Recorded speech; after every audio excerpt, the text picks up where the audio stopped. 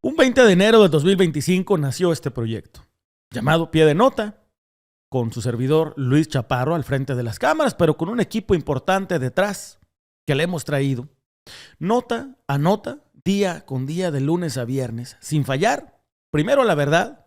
Segundo, a usted, la audiencia y la comunidad. Y tercero, a lo que está sucediendo en tiempo real en nuestro país y en las fronteras más allá de México. Iniciamos, por ejemplo, con la inauguración de un nuevo presidente en los Estados Unidos, un viejo conocido, Donald Trump. Sus ataques en contra de las organizaciones terroristas, no solo en Estados Unidos, sino en Latinoamérica. Le revelé exclusiva tras exclusiva, entrevista tras entrevista, de nombres que antes de 2025 no conocíamos. Tal es el caso de La Diabla, esta mujer que secuestraba a mujeres embarazadas en Ciudad Juárez para robarle sus niños. Lo dimos a conocer primero aquí. Le revelamos de la mano del doctor Galef Krame cuáles iban a ser los movimientos más importantes en el gobierno mexicano y en el empresariado. Y así sucedieron. Le revelamos también, por ejemplo, cómo vivían los Alegres del Barranco esa embestida en contra del narcocorrido. Y así le fuimos revelando durante todo el 2025 las notas más importantes, más relevantes, siempre de la mano de usted, de una audiencia informada y con ganas de informarse más. Este es un resumen de lo que vivimos todo este 2025, del trabajo del que más nos sentimos orgullosos aquí en Pie de Nota. No tiene pierde, échele un ojo, ayúdeme a compartir esto que le voy a mostrar a continuación.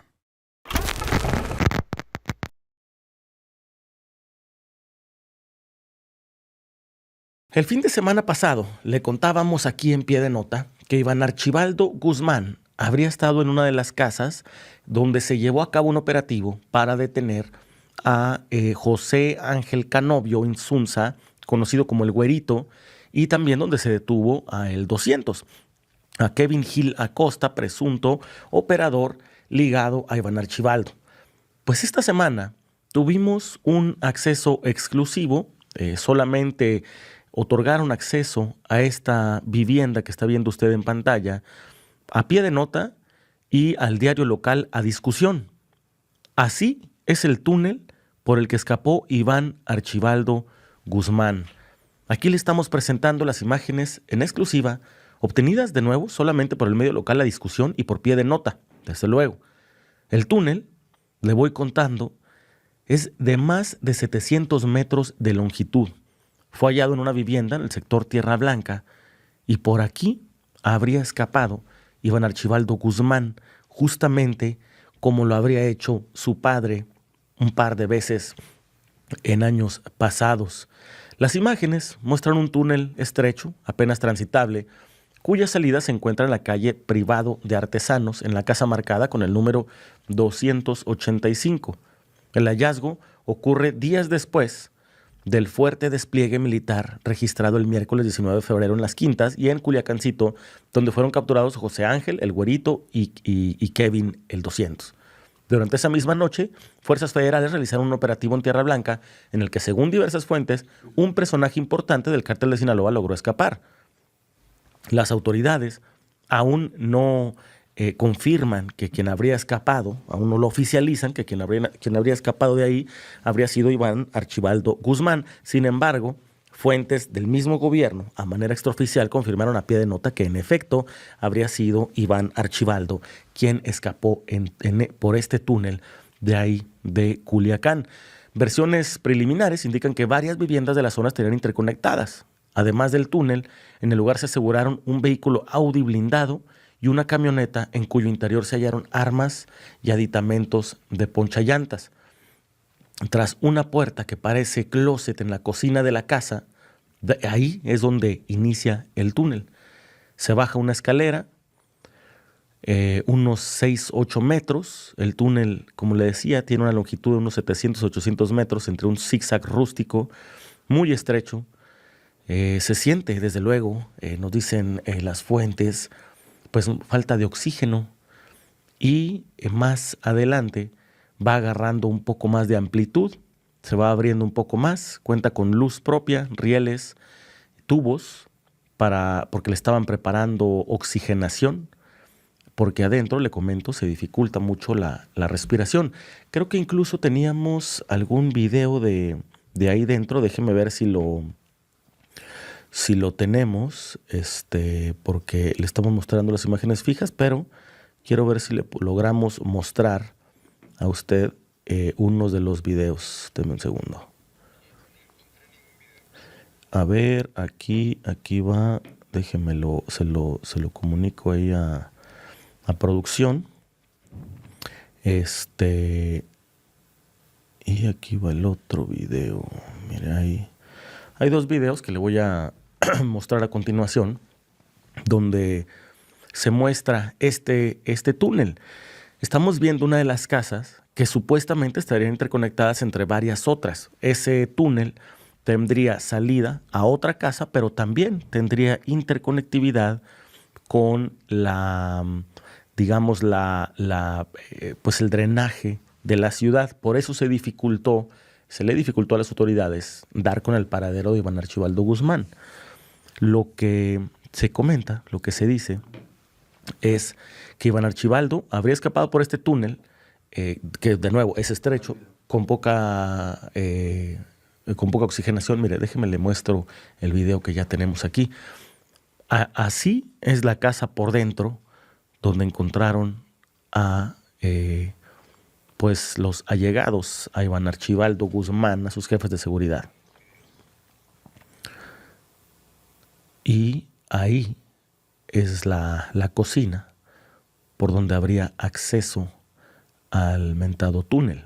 De nuevo, estas imágenes las obtuvo solamente Pie de Nota y el diario A Discusión. Son imágenes muy exclusivas, donde nos permitieron pues indagar más sobre este túnel, porque se especulaba que habría escapado Iván Archibaldo, que había un túnel. Luego algunos otros medios dijeron que no era cierto, que había un túnel ahí en esas casas de Sinaloa, pero pues nosotros fuimos un pasito más adelante para conseguirle estas imágenes exclusivas. Creo que hay otro video también del recorrido del túnel, un poquito más largo, que a continuación le voy a estar mostrando, mientras le voy contando que al interior, como le decía, Iván Archibaldo escapó por ahí. Si usted se fija, solo cabe una persona, no pueden caber varias.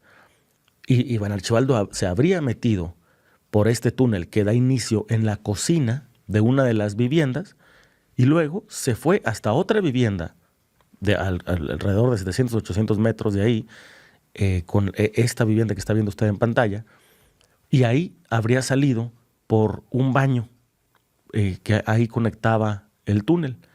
El final del túnel, como lo está viendo usted, está marcado con el número 285 de la calle privada Artesanos, un domicilio con exactamente la misma fachada de la otra casa. Quien las construyó exactamente iguales. Son alrededor de 4 o 5 calles de distancia las que hay entre una vivienda y otra. Y sería interesante remarcarle que, de nuevo, por esta otra vivienda es donde habría presuntamente escapado Iván Archibaldo Guzmán. Aquí está el video dentro del túnel. Si se fija, todavía es un túnel bastante rústico, a pesar de que tiene iluminación, y se estaba ingresando una especie de tubería, de manguera, para darle oxigenación al túnel, porque ahí abajo la respiración era muy, muy dificultosa. Quiero que vea, le ponga atención a estas imágenes. Todavía están las cubetas de tierra. Imagínese usted que si Iván Archibaldo escapó prácticamente solo por ese túnel y los agentes quisieron ingresar y luego intentar corretearlo por ahí, iba a ser prácticamente imposible.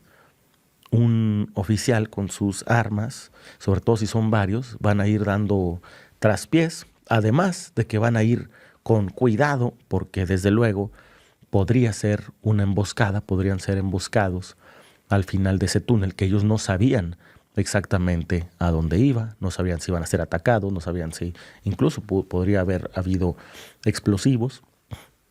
El túnel aún estaba en preparación. Lo voy a dejar con el video completo para que le eche un ojo de aquí en delante y vea el recorrido que en exclusiva hizo a Discusión y Pie de Nota.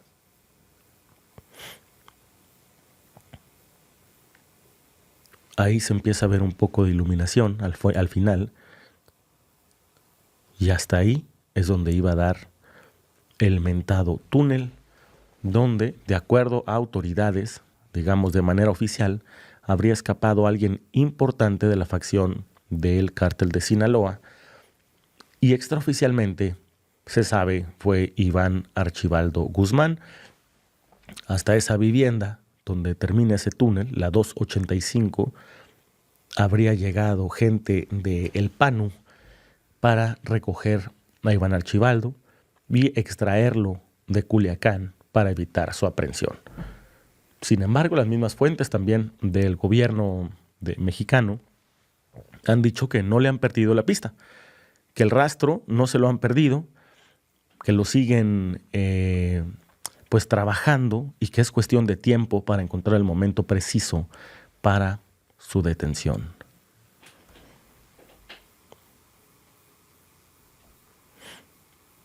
Ahí van los agentes frente a las cámaras, caminando con dificultad, como le digo, no es terreno fácil, es un terreno bastante complicado, porque está muy angosto. No se abrió mucho el túnel, no se escarbó mucho y de nuevo todavía estaba en construcción, aunque más adelante el túnel empieza a abrirse un poquito más y a dar un poquito más de espacio a la respiración. Ahí ya se había cortado la iluminación del túnel. Sin esas lámparas, sin las luces, digamos, de las cámaras y las lámparas de los oficiales, hubiera sido prácticamente imposible recorrer ese túnel, que, como le comentaba, iniciaba en la cocina de una casa, ahí en la colonia Tierra Blanca, y terminaba en el baño de una vivienda a 4 o 5 casas de ahí. Sin embargo, el túnel también interconectaba con el drenaje y se especula que conectaba con varias otras viviendas. Por eso se hizo complicada la situación para las autoridades de darle detención, aprehensión a Iván Archibaldo Guzmán. Justo nos comentaban que el temor era que fueran emboscados al salir por quién sabe dónde, porque las autoridades no tenían conocimiento desde luego de este túnel, y entonces se fueron con cautela, con precaución, despacio.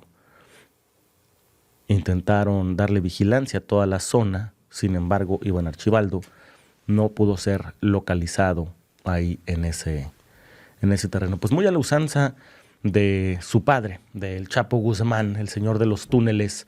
Incluso probablemente habrá utilizado algunos de los hombres que construyeron el túnel por donde habría escapado el Chapo Guzmán la última vez, porque se ve una construcción muy parecida. Pues ahí tiene en exclusiva para Pie de Nota y para el medio local La Discusión las imágenes dentro del túnel, las imágenes que estarían confirmando que Iván Archibaldo escapó por ese túnel.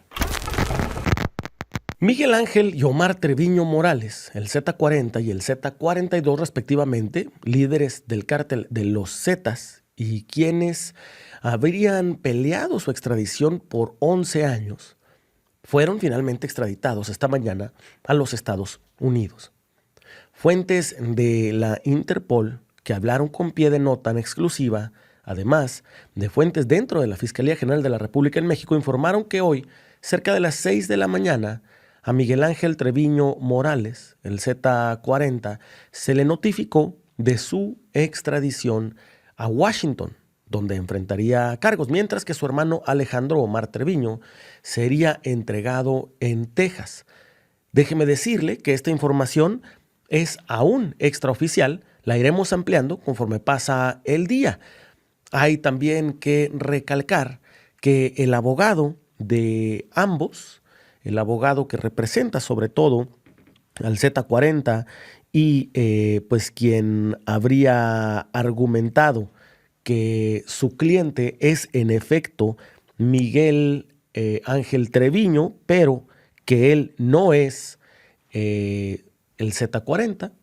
El abogado Delgado, Juan Manuel Delgado, dijo esta mañana en el noticiero de Ciro Gómez Leiva que su cliente, Miguel Ángel Treviño, el Z40, no podría ser extraditado. Dio varias razones. Entre las razones dijo, no hay un proceso de extradición en contra del Z40. Hay una solicitud, pero no se ha judicializado en México. Y además dice que el Z40 tiene 2 amparos para evitar ser desterrado, porque así lo dice. Dices, no va a poder ser extraditado, tendría que ser desterrado en todo caso, llevado a la fuerza y de una manera irregular a los Estados Unidos. Pie de Nota se comunicó a su despacho, donde primero que nada nos notificaron pues que había una molestia al interior del despacho del abogado por pues hacer nuestra labor, lo que mejor sabemos hacer, que es obtener información, dársela a conocer, porque al parecer él todavía no tenía dicha información. Aún no es claro si Miguel Ángel Treviño, el Z40, ha aterrizado en Estados Unidos, sigue en vuelo o se está peleando su extradición en uno de los aeropuertos mexicanos. Lo que sí le puedo confirmar es que fuentes de Interpol, fuentes de otra agencia federal en los Estados Unidos y fuentes de la Fiscalía General de la República confirmaron a pie de nota que en efecto el Z40 está siendo extraditado mientras usted y yo estamos aquí recibiendo las noticias completamente en vivo. Vamos a ver qué es lo que sucede en el resto del día. Le doy el contexto de quién fue el Z40. El Z40 fue detenido en 2013 y el Z42, su hermano, en 2015. El gobierno de los Estados Unidos había acusado al Poder Judicial mexicano de dilatar la extradición de los líderes de los Zetas, pues el proceso se ha entrampado, ha estado atorado durante años en los tribunales, 11 años para ser preciso. El abogado Juan Manuel Delgado, que representa a Miguel Ángel Treviño Morales, argumenta que su cliente es un homónimo y que no es el Z40. Así lo dijo él en una entrevista reciente con Paola Rojas. Han sido 11 años de procesos penales. Imagínate que, al menos hasta donde yo sé, en México nunca ha habido una persona con tantos procesos penales y de igual forma con tantas sentencias absolutorias. Al día de hoy sumamos 11 sentencias en donde los jueces han sido constantes y claros en decir que efectivamente en México sí existe una organización criminal, todos lo sabemos, que es conocida como los Zetas, que sí existe una persona de nombre Miguel Ángel Treviño Morales, sí, con alias Z40, pero que la persona que está detenida simplemente no lo es. Y no es un hecho, digamos, aislado, que lo digan los jueces, sino que esto fue comprobado por medio de las propias pruebas que la Fiscalía General de la República aportó. Es decir, la Fiscalía, sí, en su hipótesis de acusación, trajo a más de 10 testigos protegidos que afirmaban conocer al Z40 porque habían trabajado con esa persona en la organización criminal y vieron, no solamente, como tú lo acabas de decir, rasgos fisionómicos completamente distintos a la persona de mi defendido, sino que al tenerlo cara a cara, no lo reconocieron. Es decir, a ver, pero entonces ante pruebas tan contundentes, o sea, si estamos hablando de que no tiene las cicatrices, no tiene los tatuajes, los testigos protegidos no lo identifican, ¿cómo es que la autoridad lo mantiene en la prisión? O sea, no se trata de comprobar o no su inocencia, sino es comprobar su identidad, no es quién es. ¿Cómo es que sigue en prisión y qué harán al respecto? Si ya la Fiscalía incluso habla de que efectivamente no es Miguel Ángel Treviño Morales. Vaya, no, sí es Miguel Ángel Treviño, pero no el Z40. Exacto, mi cliente sí se llama Miguel Ángel Treviño Morales, pero no es el líder de ningún cártel de la droga. ¿Qué hay que hacer? Desgraciadamente, como te comenté, tenía 13 procesos penales federales, aún quedan 2 procesos penales federales que seguimos en fase de instrucción, y de igual forma tiene 2 procedimientos de extradición, y debo de decir que en estos procedimientos de extradición nosotros de igual forma comprobamos ya que no es la persona que está siendo requerida por Estados Unidos. De ahí que hemos emprendido diversos medios legales para poder terminar ya con las extradiciones, y de la misma forma hemos exigido la defensa consular por parte del gobierno de México, toda vez que es claro, es una verdad legal contundente, que se trata de un desafortunado caso de homonimia. Es decir, no pueden entregar a una persona que el gobierno norteamericano no está requiriendo. Han sido... Esas son las declaraciones que hizo el abogado con la colega Paola Rojas esta mañana, como le comentaba, con Ciro Gómez Leiva. El abogado dijo textualmente: es imposible que Miguel Treviño Morales, el Z40, esté siendo extraditado a los Estados Unidos esta mañana. Se requiere un proceso avalado por un juez y su caso apenas está en la fase de opinión. Así lo ha comentado el abogado, quien además sí confirmó con la colega Paola Rojas que pues en efecto hay 2 órdenes, al menos 2 solicitudes de extradición que amenazarían con llevarse a Miguel Ángel Treviño. Ya le estaremos dando mucha más información al respecto que estamos recibiendo en este momento. Mientras les sigo contando, el Departamento de Justicia de los Estados Unidos asegura que los hermanos han seguido controlando el cártel desde prisión, luego de instalar varios miembros de su familia para dirigir las operaciones en su nombre. La acusación formal, el documento que es la acusación formal en poder de las autoridades de Estados Unidos, agregan que el Z40 y el Z42 de 51 y 48 años en su momento son responsables de innumerables actos de violencia, incluyendo asesinatos, asaltos, secuestros y tortura. Señala el documento que de 2003 a la fecha, los capos han traficado en México, Guatemala, Venezuela, Colombia y Estados Unidos 45 toneladas de cocaína y que en un plazo de un año obtienen ganancias de $10 millones. Tan solo a Estados Unidos habrían ingresado al menos 14 toneladas de cocaína, de acuerdo con la acusación. La presidenta de México, Claudia Sheinbaum, dijo en declaraciones anteriores que el expresidente Andrés Manuel López Obrador insistió en la extradición de los hermanos Treviño Morales, pero se encontró con el muro judicial. ¿Qué está haciendo ahora el Poder Judicial con los delincuentes?, preguntó en su momento. Dijo: hay un sistema de justicia y lo que queremos es que se erradique la corrupción en cualquier lugar de nuestro país.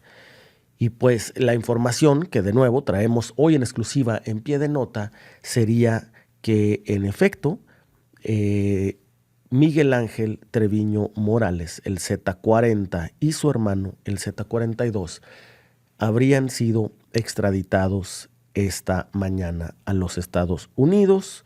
Estamos en este momento justamente comunicándonos con una de las fuentes y pues en efecto dicen que será extraditado y que está siendo extraditado el Z40. Habrá que ver bajo qué circunstancias, porque si usted recuerda, son las mismas circunstancias con las que extraditaron a Ovidio Guzmán, el ratón. En su momento, un 15 de septiembre, además, la noche de un 15 de septiembre, se presentaron agentes de la Fiscalía General de la República para notificarle que ya se iba. Lo subieron a un avión, se lo llevaron a Estados Unidos, mientras los abogados comunicaban a la prensa que esa extradición era completamente irregular o incluso ilegal, puesto que tenía 3 amparos interpuestos Ovidio Guzmán, el ratón, para evitar su extradición a los Estados Unidos. En aquel momento también se argumentó en México, por parte de su defensa, que Ovidio Guzmán López no sería el ratón. Se le preguntó si su nombre efectivamente era Ovidio Guzmán López, a lo que él dijo que sí. Se le preguntó si él era el hijo de Joaquín Guzmán Loera, a lo que él dijo que sí, y se le mostró una fotografía preguntándole si esa persona era él. Él dijo que sí. Se le preguntó si él era el líder o miembro de una célula criminal del cártel de Sinaloa, y él dijo que no, que esa persona que estaba requiriendo el gobierno de los Estados Unidos, en efecto, no era él.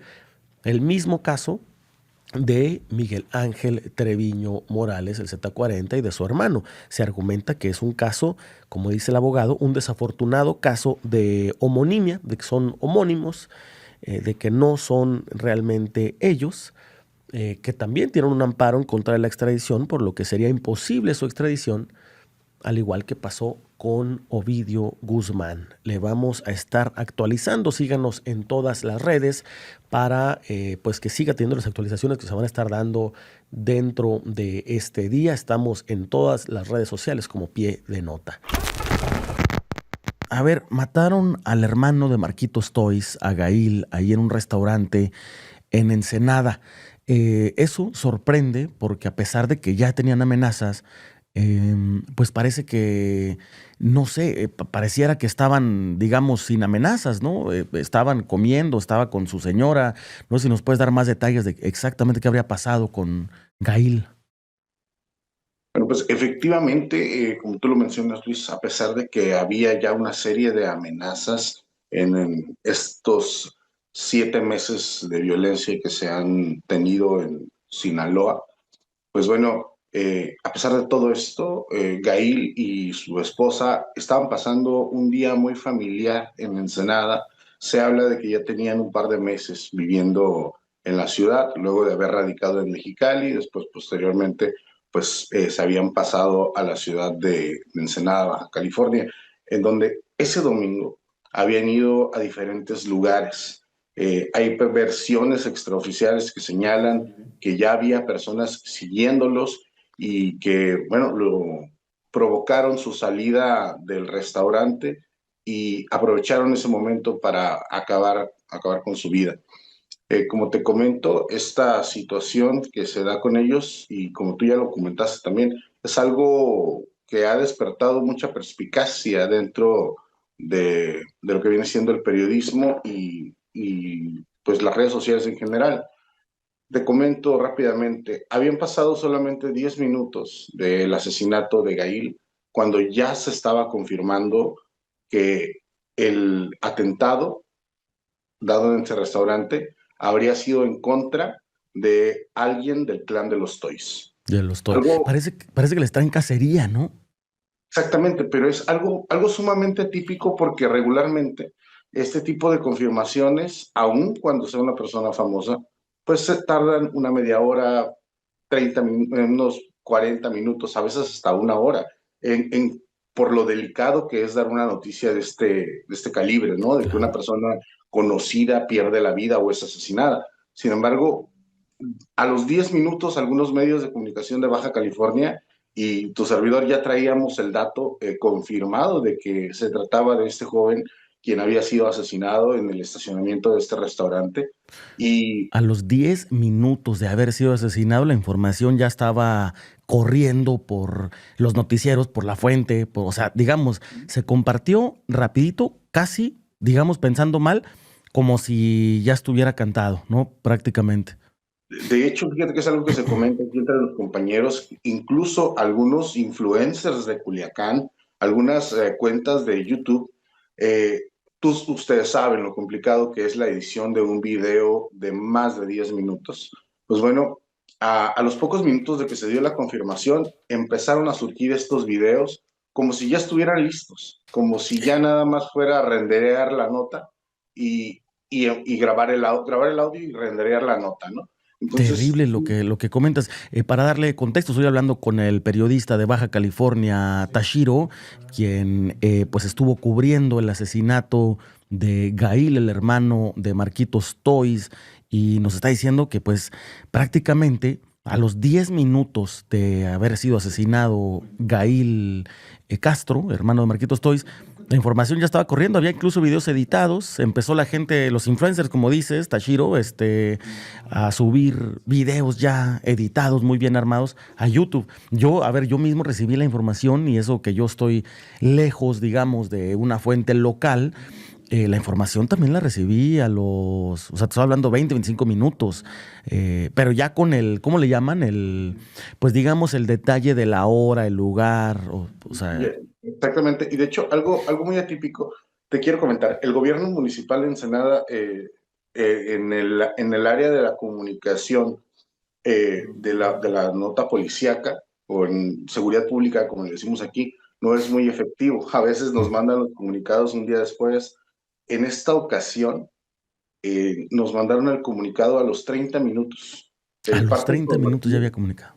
nos mandaron el parte informativo y esto pues es algo que, digo, agradecemos que hayan trabajado así de rápido, pero es un, bueno, ¿qué está pasando aquí, no? ¿Por qué se confirma la noticia tan rápido? También te señalo, yo llegué al lugar, el cuerpo duró tendido ahí aproximadamente 2 horas y media. Hubo mucha gente alrededor del cuerpo. Hay una fotografía muy triste de la esposa de este joven parada atrás de él, bueno, en lo que sería el área donde quedó su cabeza. Mm.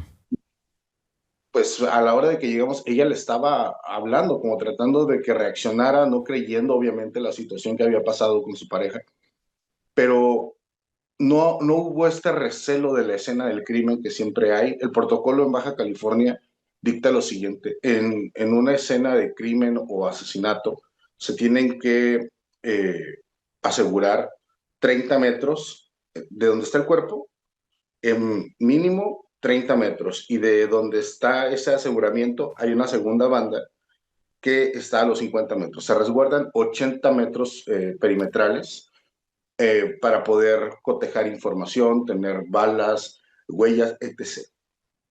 Y en esta situación, pues la verdad solamente negaron el acceso al estacionamiento y había personal caminando y gente de la fiscalía, entró el abogado, entraron otras personas a, con la viuda en el área del segundo acordonamiento.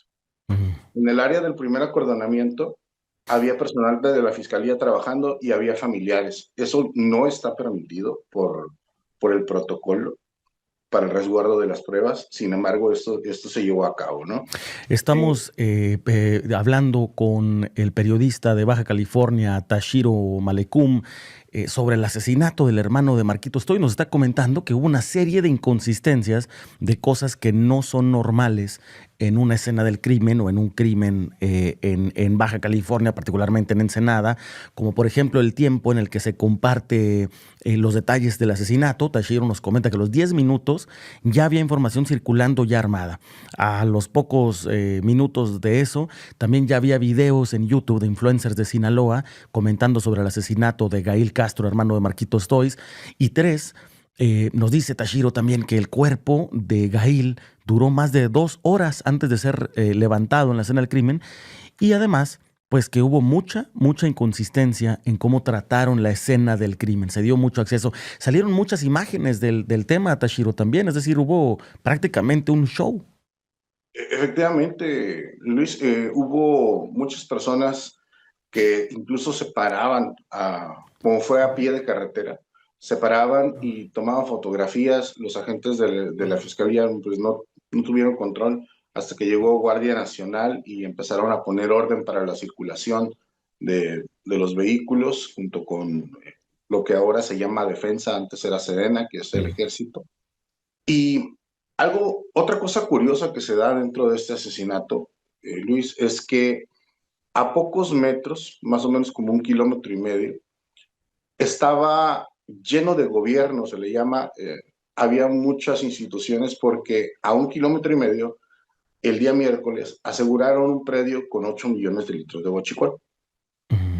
Entonces, este asesinato no solamente se da de una manera tremenda, sino que se da en una zona en la que presuntamente había un blindaje, porque había mucha vigilancia debido al aseguramiento precisamente de este predio. Entonces, es muy extraño cómo personas entran, salen y dejan a unos metros de lo que viene siendo el área del asesinato, el vehículo con el cual perpetraron dicho hecho, porque la fiscalía lo encontró a 4 cuadras de donde fue el asesinato, el vehículo que utilizaron.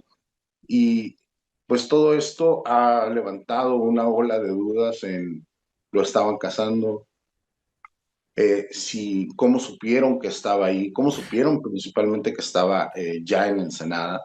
Justo eso es lo que te quería preguntar, Tashiro. ¿Se corren versiones de por qué? O sea, ¿se sabe, se especula por qué se habrían dado cuenta? Digo, sabemos que el crimen organizado en todas partes, no solo en Baja California, funcionan a base de una serie de halcones que están siempre vigilando quién entra, quién sale de un territorio, de una carretera, etcétera, etcétera. En este caso, pues él era influencer, tampoco era como muy difícil de ubicarlo, ¿no? Me imagino.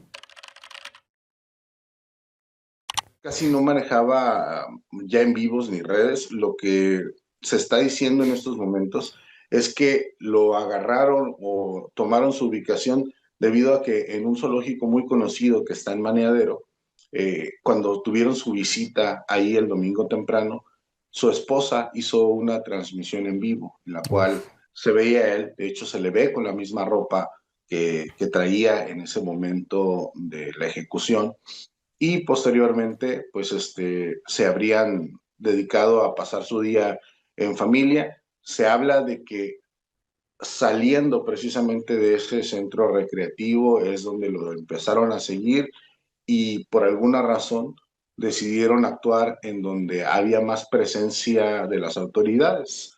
Esto es algo que ha llamado muchísimo la atención. ¿Cuál es el Te- mensaje detrás de esta ejecución? Terrible, terrible. Teniendo un amplio tiempo para poderlo ejecutar, para poder llevar a cabo esta acción, la ejecutan no solamente cuando está comiendo con su familia, sino en un lugar en donde hay amplia presencia de autoridades. Te estoy hablando de que hay presencia física de Pemex patrullando la zona. Había elementos de la Fiscalía General del Estado, había elementos de la Policía Municipal y había elementos de Guardia Nacional y de Sedena en el perímetro. Estamos hablando de más de 15, entre 15 y 20 unidades de los tres niveles de gobierno que estaban apostados en esa zona y en el área más vigilada deciden acabar con la vida de Gail Castro. Entonces, Además, justo afuera del restaurante, ¿no? O sea, justo en la puerta del restaurante. efectivamente, entonces esto nos habla de un nivel de impunidad, de un valemadrismo por parte de las personas que hacen este tipo de actos. Y el mensaje para el gobierno es: no me puedes parar. O hasta colusión podríamos pensar. Es decir, como se dan las cosas, no podríamos descartar colusión del mismo gobierno de Baja California en el asesinato de Gail Castro, entre otros. Estamos hablando con Tashiro, un periodista de Baja California, que nos está dando el recuento y los detalles, además, de lo que habría pasado con el asesinato de Gail Castro, hermano de Marquitos Toys. Tashiro nos dice que hubo una serie de inconsistencias, que parece, o sea, que todo podría apuntar a que era un asesinato prácticamente ya cantado, ya pues prácticamente hecho para crear una especie de espectáculo. Tashiro, ¿se sabe, se entiende por qué estarían cazando al grupo de los Toys? A ver, salieron en este volante que aventaron en Culiacán, pero han sido objeto de amenazas, ahora de asesinatos ya directos. ¿Por qué están cazando a los Toys? Mira, el contexto de la cacería del clan Castro o el clan Toys se da en la guerra de Culiacán, en esta batalla de Culiacán que la han estado llamando, y es debido a que son señalados como uno de los brazos financieros de la facción de los Chapitos en el cartel de Sinaloa. Recordemos que Marquitos nunca ha negado su amistad con el Nini. Y pues bueno, se habla mucho en Culiacán de que pues, las cosas que en realidad maneja Marcos son propiedades, es prestanombres del Nini, vaya. No. Y pues últimamente en Culiacán han estado atacando y ejecutando a los brazos financieros precisamente del cartel de Sinaloa en la facción de los Chapitos. Y esto, en este contexto, pues se da esta situación, ¿no? En la que se habla de que los Toys, en general, los cuatro hermanos, pues son financiadores del cartel de Sinaloa, en la facción de los Chapitos, como lo acusan en el propio cartel que lanzaron en dos ocasiones ahí en Culiacán, uno en el Estadio de los Dorados y otro pues alrededor de toda la ciudad. Recordemos que ahí se les ha señalado como operadores de la facción de los Chapitos en el área financiera, lo cual es algo sumamente delicado y que pues bueno, viene a abonarle a la situación y señalan pues como te comento a los 4 hermanos. Entonces pues ahora en este momento creo que la esposa del más joven de Kevin eliminó sus redes sociales también y parece ser que ahora sí van a guardar un sigilo el clan de los Toys después del asesinato de Gail y pues ese es el contexto más que nada, ¿no? Estarán tratando de debilitar al clan de los Chapitos. Recordemos que en el actuar de la guerra, cortar los suministros, cortar la economía son una de las principales metodologías para poder debilitar a la facción contraria. Entonces, pues esto podría tener sentido pensando que el clan contrario o el Mallito Flaco quisiera debilitar financieramente a los Chapitos para pues evitar que puedan recuperar terreno en esta guerra que se está dando principalmente en Culiacán y en Sinaloa. Y ahora se expande a territorio de Baja California con el asesinato de Gail Castro, hermano de Marquitos Toys. Estoy hablando con Tashiro Malecum sobre el tema y los detalles del asesinato de Gail Castro y pues nos está contextualizando sobre por qué le están haciendo una guerra a los Toys. Es algo, Tashiro, que me parece grave, me parece triste porque son jóvenes. O sea, ¿cuántos años tendría Gail? Parece ser que Gail tenía entre 29 y 32 años aproximadamente. Está joven. Es la edad, sí, efectivamente, son personas jóvenes que precisamente por eso empezaron a llamar la atención o atrajeron el foco público por ser unos millonarios muy jóvenes y sin actividades financieras públicas o conocidas. Entonces, recordemos que Marquitos empieza a ganar notoriedad subiendo videos de carros exóticos que él clamaba eran de su propiedad y después pues rifándolos o entre los seguidores. Y todo esto empezó a despertar la curiosidad de la gente de pues de dónde sale el dinero de Marquitos Toys, de dónde obtienen todos esos lujos y pues ha llevado hasta donde estamos al momento. 17 miembros de la familia de Joaquín El Chapo Guzmán, incluyendo una hija y la mamá de Ovidio Guzmán, se entregaron este fin de semana en uno de los puentes internacionales entre México y los Estados Unidos al FBI. Según los reportes de nuestras fuentes, la familia se entregó al FBI el mediodía del pasado viernes en el puerto fronterizo de San Isidro, ahí en Tijuana. Y según la información de las mismas fuentes, entre estas personas se encuentra Griselda López, madre de Ovidio, varios sobrinos, un nieto de nombre Archibaldo y una hija del Chapo, junto con un yerno del narcotraficante. De momento se desconoce por qué se entregaron, pero el hecho de que se hayan entregado a agentes que ya los esperaban probablemente esté vinculado con el trato que habría hecho Ovidio Guzmán con el gobierno de los Estados Unidos la semana pasada. La familia habría llegado con varias maletas, al menos 2 maletas de marca por cada integrante, y entre todos llevaban más de $70,000 en efectivo. Las imágenes que está viendo usted en pantalla son de la familia de Ovidio Guzmán. Son imágenes en exclusiva, imágenes que conseguimos nada más nosotros aquí en Pie de Nota. La familia aterrizó desde Culiacán en Tijuana y se desplazaron a la garita de San Isidro, donde ya los esperaban agentes del FBI. En ese puente había instalado además al menos un francotirador, temiendo que pudieran atentar contra la vida de alguno de ellos. Este acto de poner a salvo a su familia podría ser una señal de que los Chapitos podrían estar perdiendo la guerra en Sinaloa o que la guerra está por ponerse mucho peor y quieren poner a salvo a sus seres queridos. Lo que sí revelaron las fuentes es que Ovidio Guzmán habría solicitado esta garantía, la de sacar a toda su familia de Jesús María, el pueblo donde vivía su madre, y el resto de los familiares, para llevarlos a los Estados Unidos con residencias permanentes. ¿A cambio de qué? Eso lo vamos a saber el próximo 6 de junio, cuando Ovidio Guzmán cambie su declaratoria de culpabilidad. Hoy en la Mañanera del Pueblo, la presidenta Claudia Sheinbaum dijo lo siguiente al respecto. En otro tema, Presidenta, recientemente se ha reportado que Griselda López, exesposa de El Chapo Guzmán y madre de Ovidio Guzmán, habría ingresado a Estados Unidos por un puerto internacional junto a más de 15 familiares. Esto, según reportan los medios de comunicación y el periodista Luis Chaparro, podría ser parte de las negociaciones de Ovidio Guzmán con el gobierno de Estados Unidos. Por parte del gobierno de México, ¿se sabe algo sobre esta situación? Si sí pasaron, incluso si hay investigaciones pendientes contra Griselda López, que se entiende forma parte importante del cártel Sinaloa para sus operaciones en México.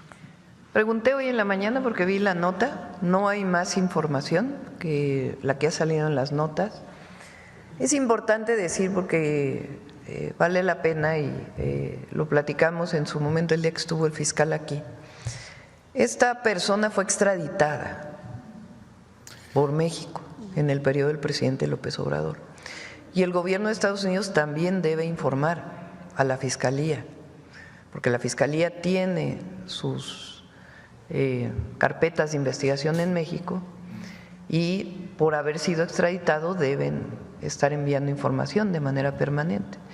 Entonces, entiendo que lo va a hacer el fiscal y ya cuando tenga manera de informarles, pues les estará informando. Entonces, y se está solicitando a través de la Fiscalía, de acuerdo con lo que platicamos ese día, la información.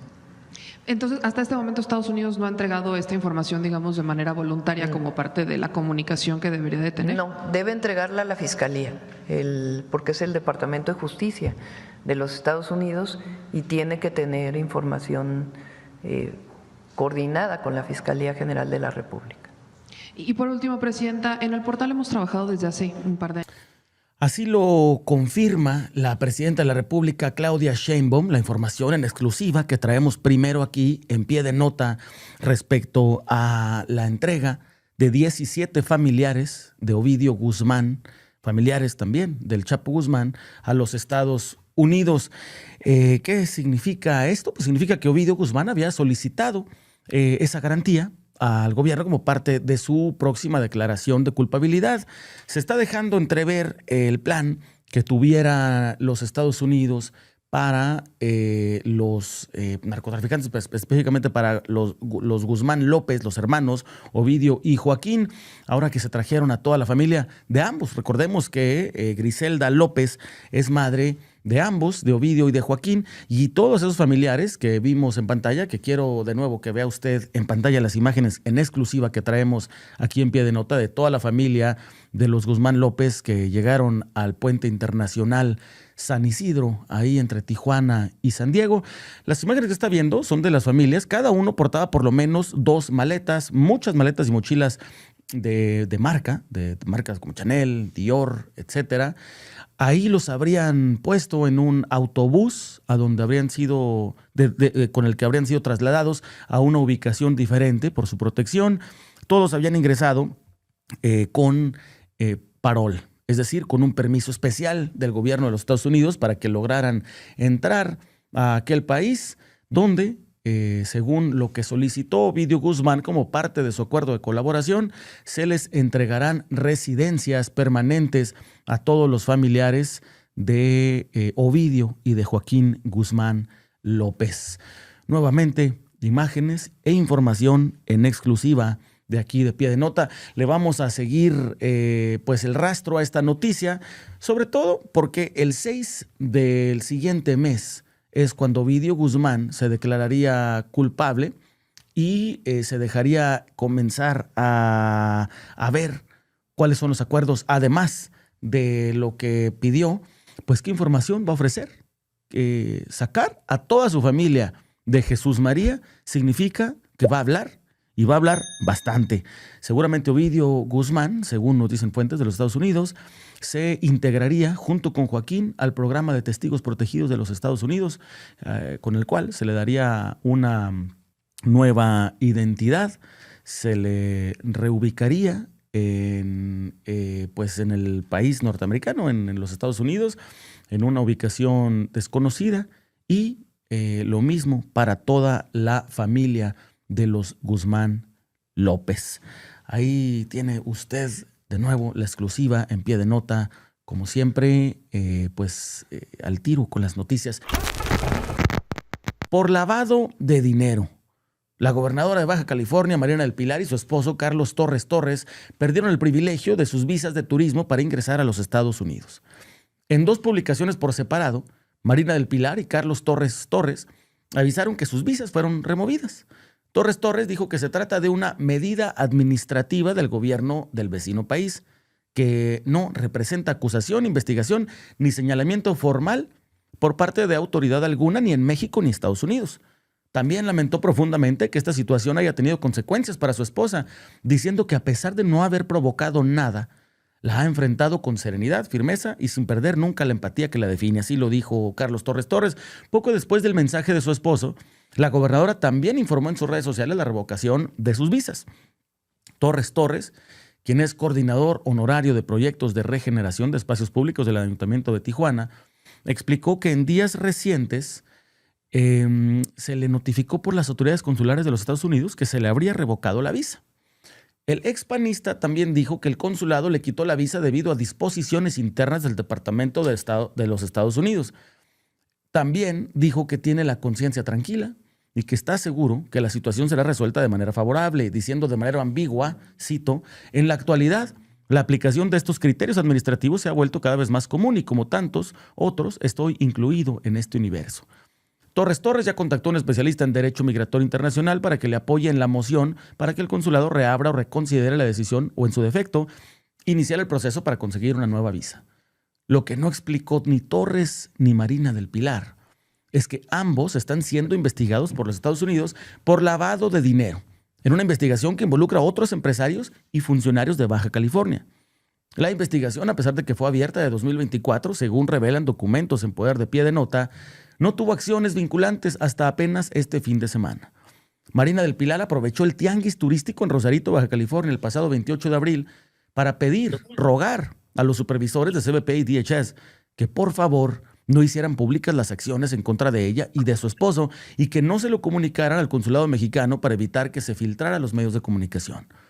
Los agentes, según se lee en el mismo documento, en posesión de Pie de Nota, le comunicaron que ambos estaban señalados como parte de una investigación por lavado de dinero en relación a una red de individuos, empresarios del mismo estado y otros funcionarios que a su vez estarían ligados a miembros del crimen organizado en aquella región. Puntualmente, los agentes se refirieron al cártel de los rusos en Mexicali.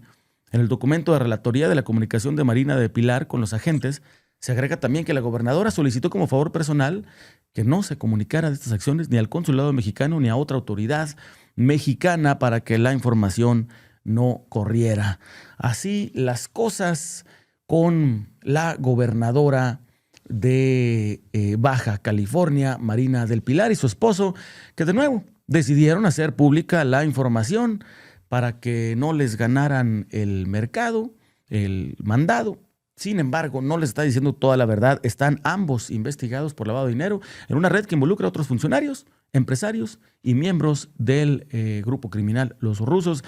Morena publicó también ayer mismo un comunicado del grupo parlamentario en la Cámara de Diputados, pues para ofrecer el respaldo a Marina del Pilar. Dicen, como la gobernadora ha informado, la revocación de visas y de su esposo Carlos Torres Torres responde a disposiciones internas del Departamento de Estado de los Estados Unidos y no implica acusación, investigación o señalamiento alguno en su contra, ni en México ni en el extranjero, prácticamente diciendo lo mismo que habría comunicado Torres Torres y Marina del Pilar en sus propias redes sociales. Cabe señalar una particularidad aquí. Es muy complicado que el gobierno de los Estados Unidos retire visas o privilegios a mandatarios o personas, digamos, de alto nivel en México, si no es porque traen información precisa y hay una investigación de la cual ya no se le pueden ofrecer ningún beneficio. Bienvenido o bienvenida a Pie de Nota, completamente en vivo. Hoy una exclusiva de sábado. Estamos desde el estado de Jalisco con los compas Alegres del Barranco. Han estado involucrados en una polémica recientemente, pero pues qué mejor que estar con ellos para que ellos nos cuenten qué es lo que está pasando con la polémica, qué es lo que viene con los Alegres del Barranco.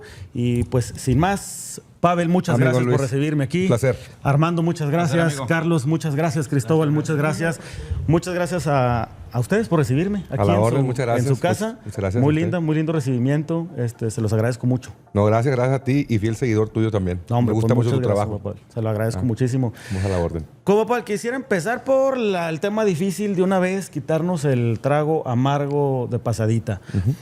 Recientemente se vieron involucrados en una polémica con el tema de un concierto que dieron en el auditorio Telmex. Se pusieron unas imágenes, se cantó un corrido y se salió completamente de proporción el tema. Así es. Ese día, compa Pavel, ¿qué es lo que estaba planeado? ¿Qué es lo que estaban pensando que iba a suceder en el auditorio Telmex? ¿Cómo veían ustedes ese concierto? Bueno, para empezar, fue un concierto muy importante para nosotros, ¿verdad? Por la magnitud, ¿verdad? De más de 10,000 personas. Nunca habíamos estado nosotros en México en un escenario tal cual, ¿verdad? Tan importante, tan grande, ¿verdad? Por la magnitud de la gente. Y pues, para empezar, esperábamos que la gente asistiera y que se pusiera el lugar sold out. Bendito Dios, así fue. Esperábamos también de que la gente se divirtiera y dejar al público con una satisfacción total, ¿verdad? Que hayan comprado su boleto y que se hayan divertido y que se hayan quedado conformes, ¿verdad? Las cosas se salieron de control, pero pues, ¿qué te puedo decir? No pensábamos nosotros por las imágenes, ¿verdad? Que fuera a pasar esto tan, pues una controversia.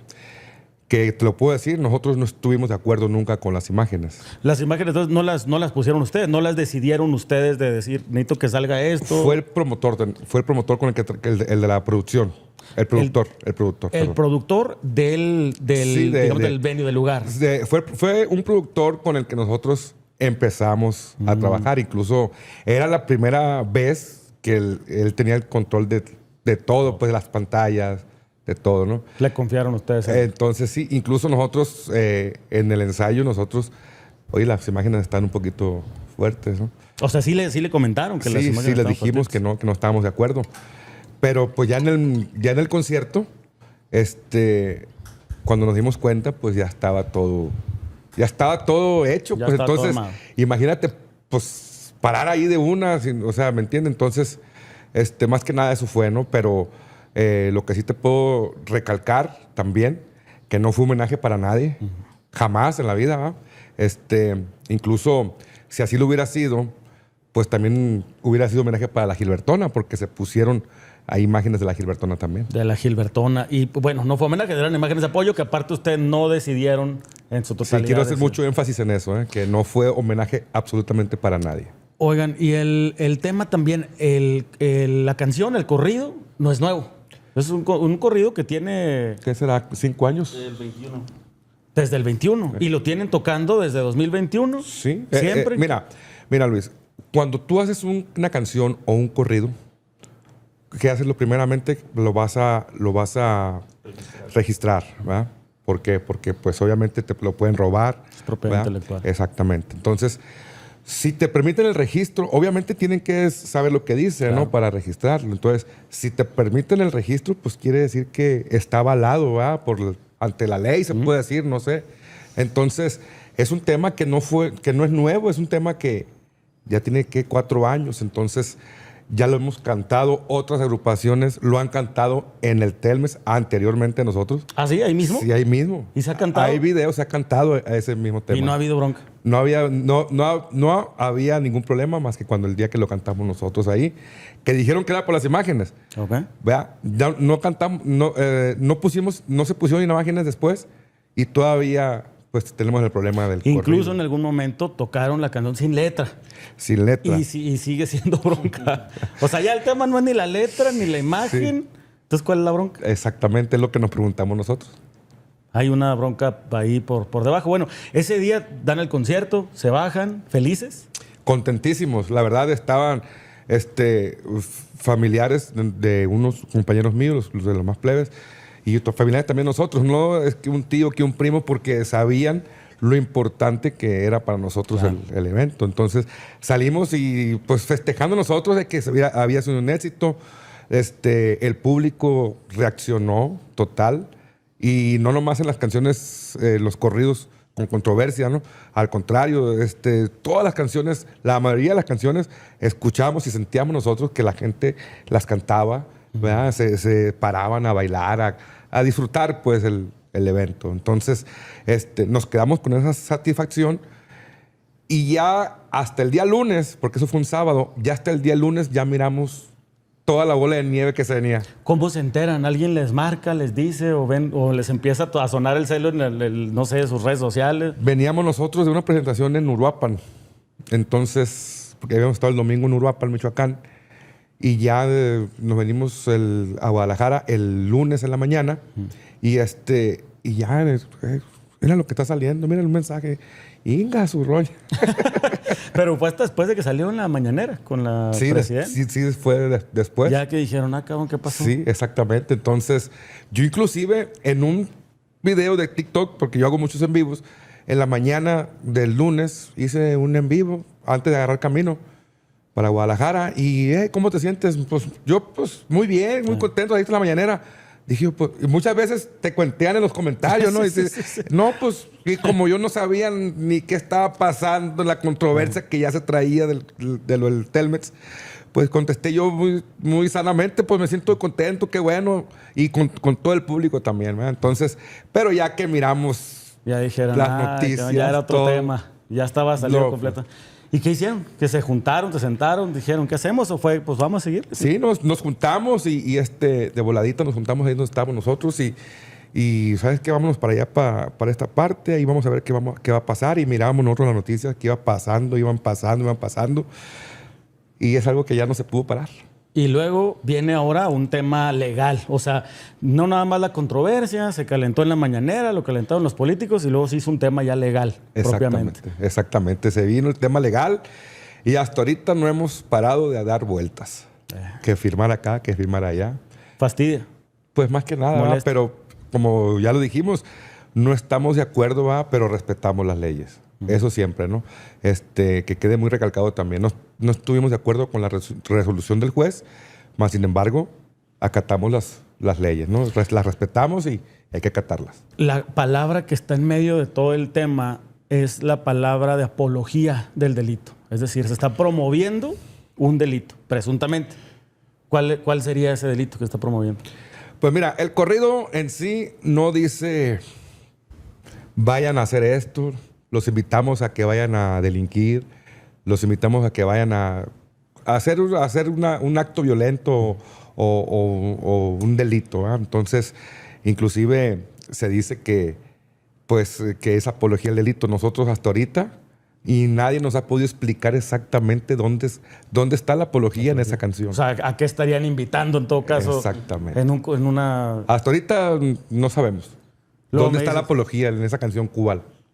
Sí, porque en sí hay canciones o hay corridos más explícitos, ¿verdad? Un poquito más fuertes.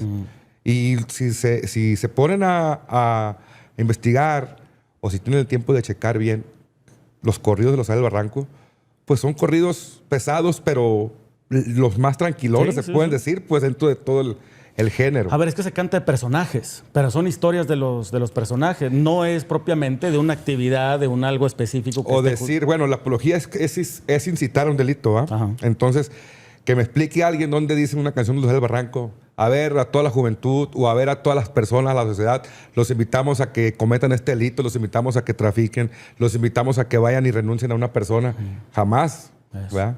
Se platica de un personaje, lo que pasa, ¿verdad? Como los checan los noticieros. Ayer estaba viendo un noticiero donde sale la noticia del Telmex y en ese noticiero están mostrando también la imagen que se mostraron ahí. Sí. Entonces... Eso es de esa apología. Exactamente. A ver, a mí, hay quienes me ven en el canal, yo en el estudio tengo una figura de Malverde, de un regalo, ya lo he explicado varias veces en el canal. Es un regalo de Charles Kraft, un artista importante en Estados Unidos.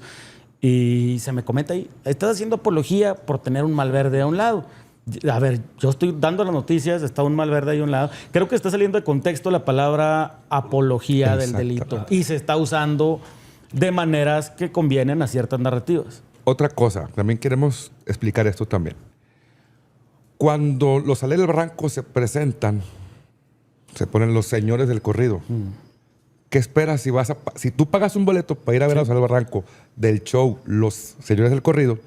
¿Qué esperas que vamos a cantar? No, a ver, lo que pasó a R. Conríquez, por ejemplo, la gente estaba diciendo, pues yo vengo a escuchar los corridos, no los quiere cantar. Y la gente Si tú pues, pagas un boleto, estás pagando por querer ver o escuchar lo que tú quieres, ¿no? Lo que pasa es que yo creo que la gente en el concierto y en su lugar no se enojó. O sea, esa gente realmente no se molestó. Yo creo que se molestó el gobierno. Yo pienso que sí, y lo más seguro que sea eso porque, pues, toda la gente, si te puedes fijar ahí en los videos, se emocionan, cantan, bailan, ¿verdad? Se paran. Otra cosa, en ese mismo día hubo un juego de las Chivas. Ahí nomás te pones a pensar, ¿verdad? Fueron a ver el juego de las Chivas, lo que es un deporte, y se supo que hubo choques, que hubo pleitos. Violencia. ¿verdad? Y aquí con nosotros fue saldo blanco. Tranquilo. O sea, ¿me entiendes? Si así fuera de una apología, bueno, pues la gente me escucha, sale del lugar y vaya a hacer actos violentos, ¿verdad? Se alteran. Exactamente. Pasa una cosa ahorita en México, pasa en el canal, lo vemos en el canal, y en el canal lo hablamos seguido también. Hay polarización de todo. Parece que ahorita hay que agarrar lado y dividirse si son grupos criminales, si es el corrido con el antinarco corrido, si es gobierno contra no sé qué. O sea, hay una polarización. Y el tema de la polarización es que se convierte en un tema violento incluso entre nosotros, los ciudadanos. Pues dejamos de lado los temas importantes. Dejamos de lado lo que está pasando en México. Se nos olvida que en México... Doble moral. Exactamente, es una doble moral. Hay algo que se ha dicho. Libertad de expresión no nomás es escuchar lo que te gusta a ti nomás. Libertad de expresión es aceptar y respetar, aunque no te guste, género musical, ¿verdad? O lo que se dice. Aunque no te guste, tienes que respetar porque es libre expresión. Porque decir, no, pues la libertad de expresión es nomás decir lo que a mí me gusta o escuchar lo que a mí me gusta, ¿verdad? Y no, o sea, es respetar, aunque no te guste una opinión o lo que sea. Por eso es libre expresión. Cada 100%. Quien tiene el derecho de expresarse. Y supone que así deberíamos de llevarnos como mexicanos, con mucho respeto, como humanos. A ver, en el canal yo siempre les digo también, aquí voy a traer gente que les va a gustar, gente que no les va a gustar, gente de un partido, gente de otro, pero hay que respetar, pues hay que escucharnos y hay que conversar. Siento que todos los mexicanos estamos de acuerdo que no queremos vivir lo que está pasando en México. O sea, yo no veo que los Alegres o cualquier otro canal te diga, no, que a toda madre lo que está pasando en México. Así. Yo hablo por todos los muchachos y te voy a decir una cosa, y eso va para todo el público, ¿verdad? Para toda la sociedad.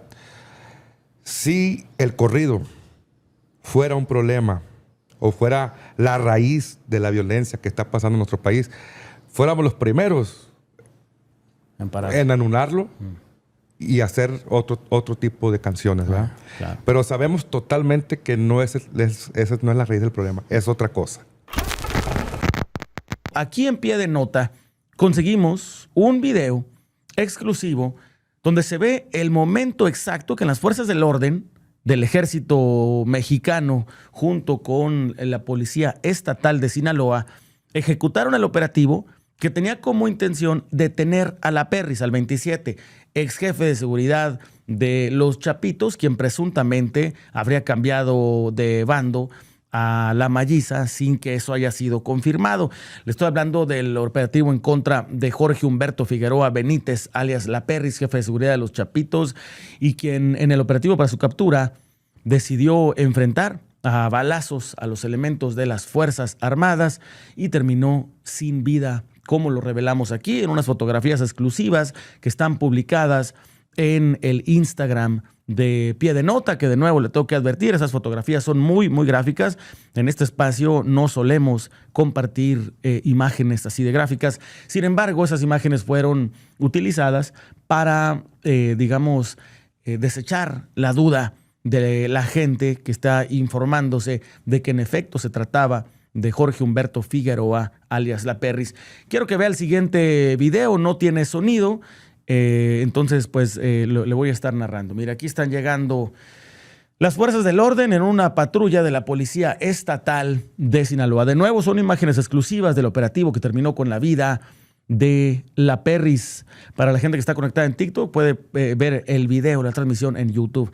Llegan elementos del ejército, se disponen varios a hacer un cerco de seguridad. Si puede ver del lado izquierdo de la pantalla, está un hombre con un arma.